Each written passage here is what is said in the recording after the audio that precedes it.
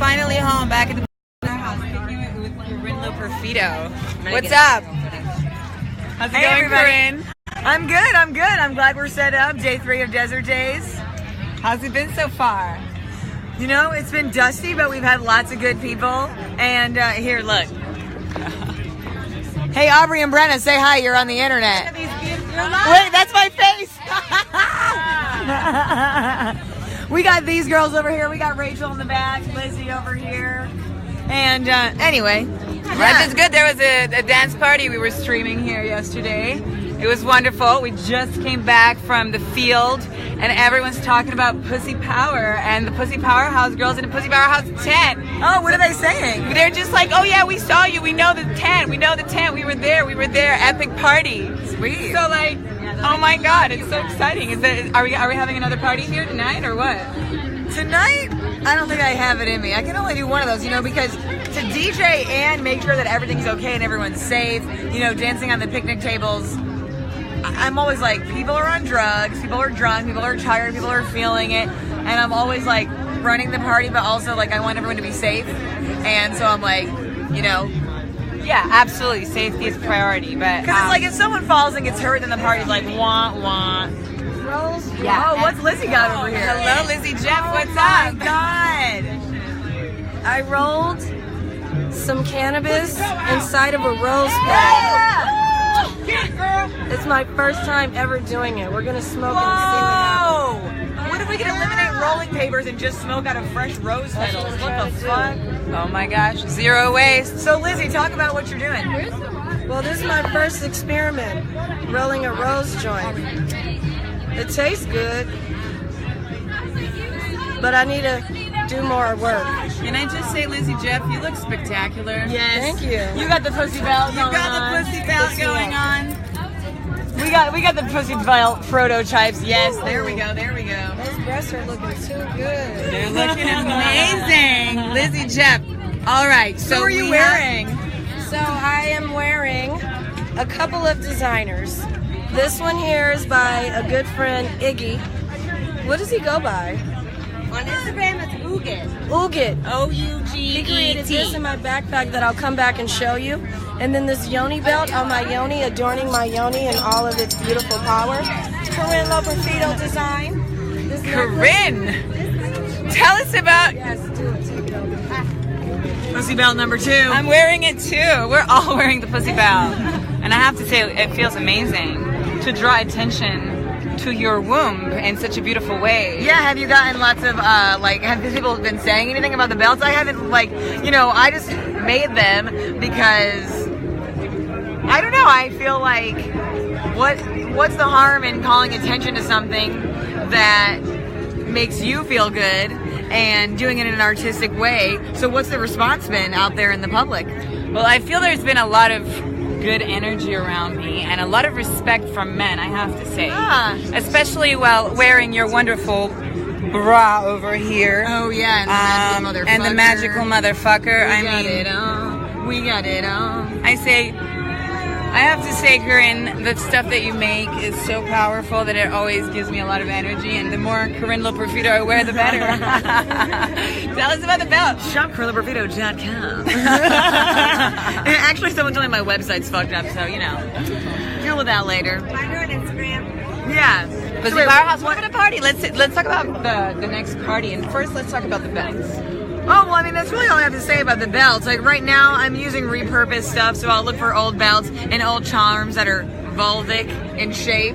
And, but it's hard to come by. And when you're doing things without, you know, just being able to place an order or have someone make a bunch of what you want, you know, you have to be resourceful about what you use. So right now, I'm just looking for more pussy charms. So if anyone has any charms that look like this, like the belt, you know, send me a message. I'll get them from you. But you know, moving forward, I want to start doing things all out of repurposed materials and out of trash specifically. So you know, I have these earrings that I make out of plexi, but I'm looking to do alternative methods and using repurposed things, not only, you know, scrap from industrial things, but just everyday things that we use, like disposable culture, peanut butter lids, tin can lids, all these materials that we have that we think are trash, but it's like, well, this is a piece of tin in a circle, like that could be something.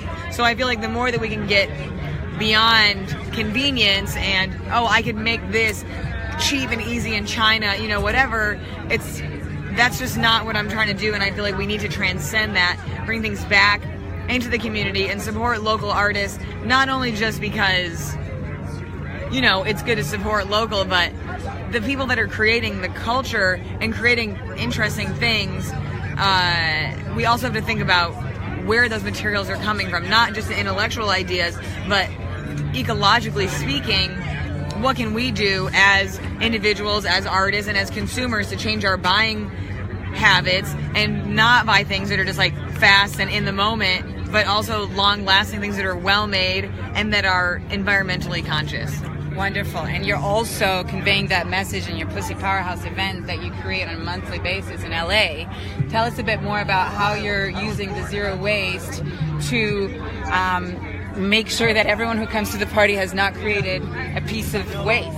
Yeah, well, basically we just encourage people to bring their own reusable water bottle if they can, and we don't provide plastic cups, so if you don't bring a cup, you better find a friend and share with them.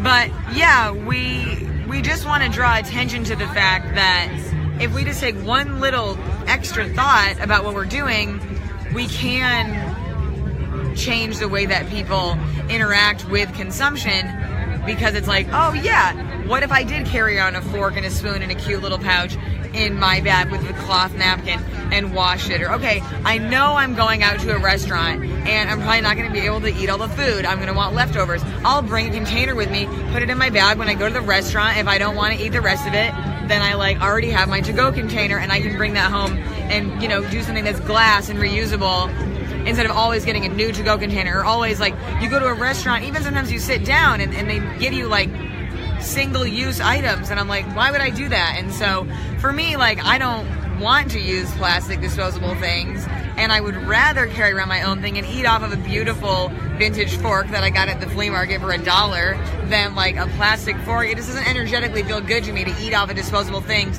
because it's like one meal that I'm eating is contributing to all this waste. And so I just encourage people with the events to be mindful about what are they adding to the pollution just by existing, and how can we offset that? Imagine if every person had in their purse or fanny pack, in their car, whatever, just like a little fork and a spoon, and they were able to use that, how much less would be created just from the like eating out at restaurants kind of standpoint. Not to mention within our own home, like what if we started moving towards, you know, refillable containers, you know, not buying food that comes in tons of packaging and doing things more in bulk and preparing things in a different way.